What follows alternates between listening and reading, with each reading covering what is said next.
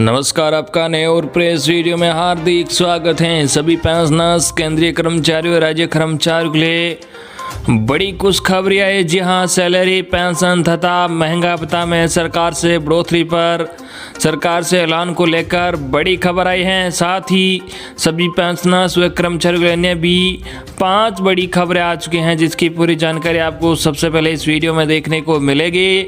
तो बने रहे आप वीडियो को लास्ट तक जानिए महत्वपूर्ण खबरों को सबसे पहले। इससे पहले अगर आपने अभी तक भी इस वीडियो पर एक लाइक नहीं किया तो एक लाइक कर दीजिए, क्योंकि आपका एक लाइक ही हमारी मेहनत का फल होता है।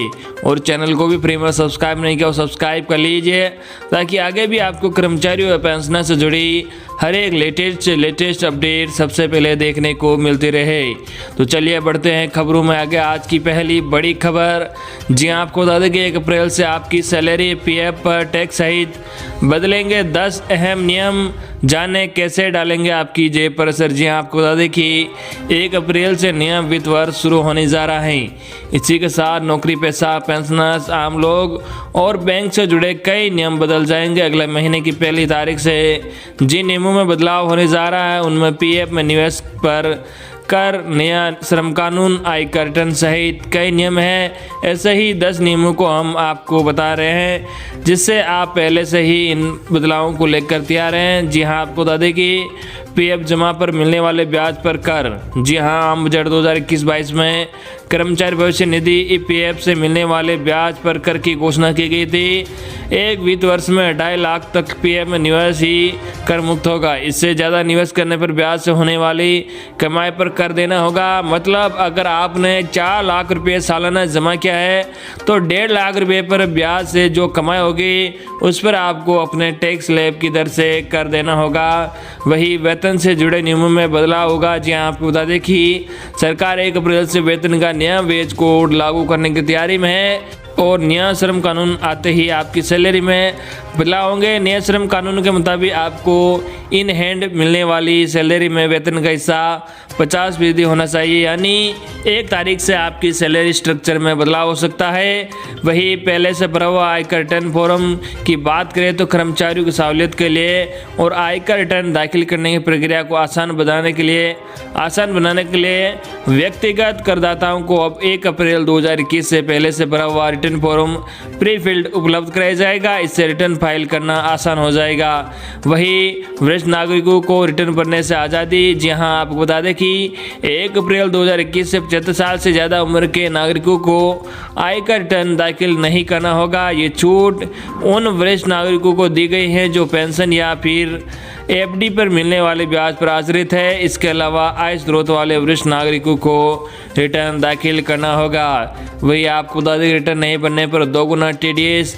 जी हाँ, सरकार ने आयकर अधिनियम के सेक्शन 206A(b) में बदलाव किया है। इसके तहत अब आईटीआर दाखिल नहीं करने पर 1 अप्रैल 2021 से 2 गुना टीडीएस देना होगा। नए नियमों के अनुसार टीडीएस और टीसीएल करें 10 से 20% होगी, जो कि आमतौर पर 5 से 10% होती है। वही आपको बता दें कार में ड्यूल एयर बैग होना जरूरी। जी हाँ, 1 अप्रैल से कारों में सेफ्टी मानकों में बदलाव हो रहे हैं। अब ड्राइवर के साथ साथ बगल वाली सीट के लिए भी एयर बैग लगाना अनिवार्य होगा। वही बेकार हो जाएगी इन बैंकों की चेकबुक। जी हाँ, आपको बता दें कि आपके पास बैंक खाता देना bank, Vijaya bank, corporation bank, Andhra bank, oriental bank of commerce, United bank of India और इलाहाबाद बैंक में है तो आपकी पासबुक और चेकबुक 1 अप्रैल 2021 से बेकार हो जाएगी। इन 7 सार्वजनिक क्षेत्रों के बैंकों के विभिन्न अन्य बैंकों में विलय के कारण ये बदलाव हो रहा है।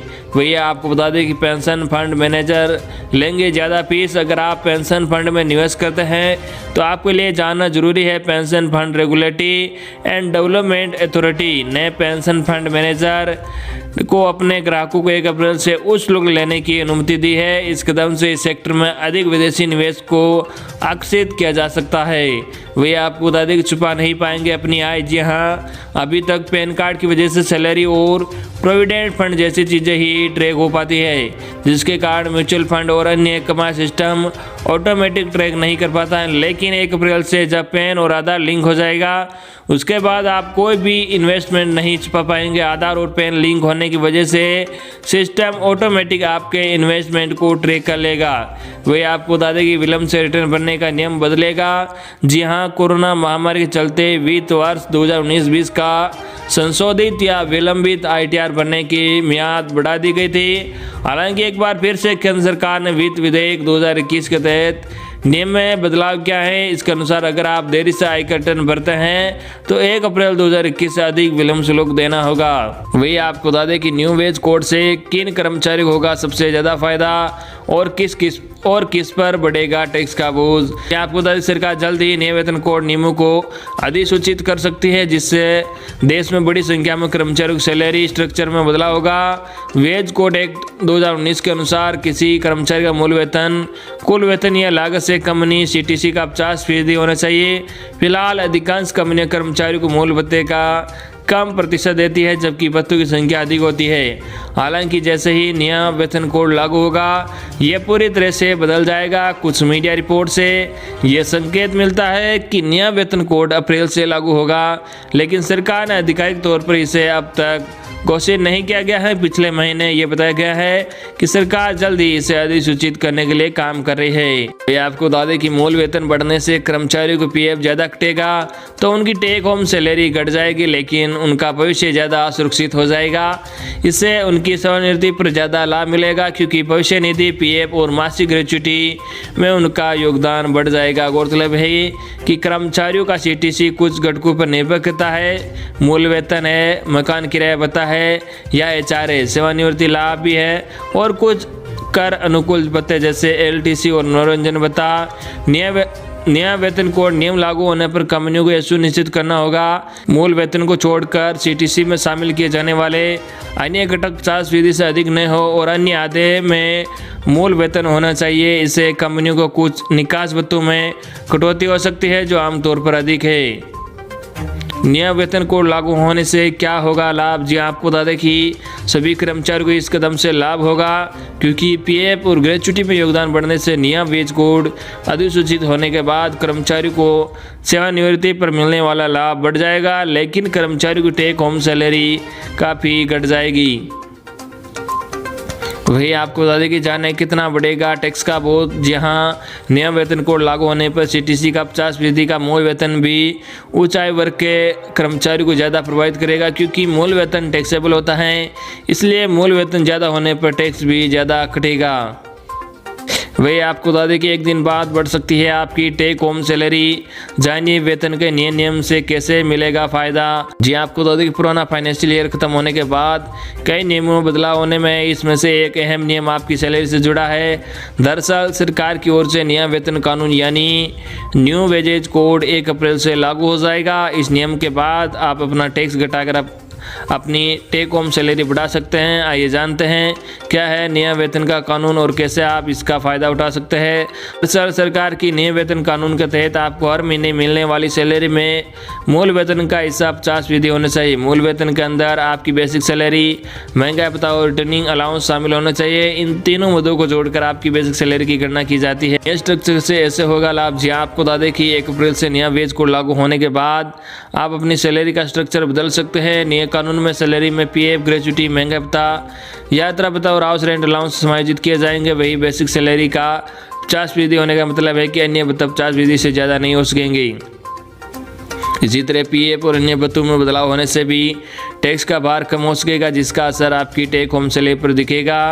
51 भत्तों को बाहर करने का फैसला। जी हाँ, दरअसल कैबिनेट में नया वेज कोड लागू करने से पहले हर पहलू की जांच की। खास भत्तों की बात करें तो कैबिनेट ने सभी 196 भत्तों की जांच करने के बाद 37 को बनाए रखते हुए उनमें से 51 भत्तों को बाहर करने का फैसला लिया है, ताकि नौकरी पेशा लोगों को भार कम हो सके और उन्होंने ज़्यादा लाभ मिल सके। वही मौजूदा दौर में किसी कंपनी में लगातार 5 साल काम करने के बाद ही ग्रेच्युटी मिलती है, लेकिन नए कानून के तहत कर्मचारी केवल 1 साल काम करने के बाद ग्रेच्युटी के हकदार हो सकेंगे।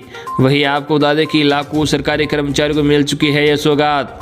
जी हाँ, केंद्रीय कर्मचारी और कुछ राज्य सरकार के कर्मचारियों के लिए हाल ही में कई अहम फैसले लिए गए हैं। इन फैसलों का असर कर्मचारियों को जेब पर पड़ा है। होली से पहले ही कर्मचारियों के लिए राहत भरे फैसले लिए गए हैं। इन फैसलों का असर कर्मचारियों की जेब पर पड़ा है। केंद्रीय कर्मचारियों के अलावा त्रिपुरा, मध्य प्रदेश, तेलंगाना के कर्मचारियों को फायदा पहुंचा है। सबसे पहले बात करें केंद्रीय कर्मचारियों की, तो इन्हें महंगाई भत्ता डीए पर राहत दी गई है। वित्त मंत्रालय के मुताबिक लाभार्थियों को डीए का पूरा फायदा 1 जुलाई से मिलने लगेगा। डीए की लंबी 3 किस्तों का भुगतान 1 जुलाई 2021 से शुरू होगा। कर्मचारियों का महंगाई भत्ता कोरोना संकट के चलते पिछले साल से रुका हुआ है। वही आपको बता दें कि त्रिपुरा सरकार ने कर्मचारियों और पेंशन भोगियों का डीए में 1 मार्च 2021 से बढ़ोतरी का ऐलान किया। कर्मचारियों के साथ साथ पेंशनर्स के लिए डीए में 3% की वृद्धि हुई। बात करें तेलंगाना की, तो कर्मचारियों के वेतन में 30% की वृद्धि की घोषणा की गई। इसके साथ ही सरकारी कर्मचारी रिटायर्ड होने की उम्र भी बढ़ाकर 61 वर्ष करने का ऐलान किया गया है।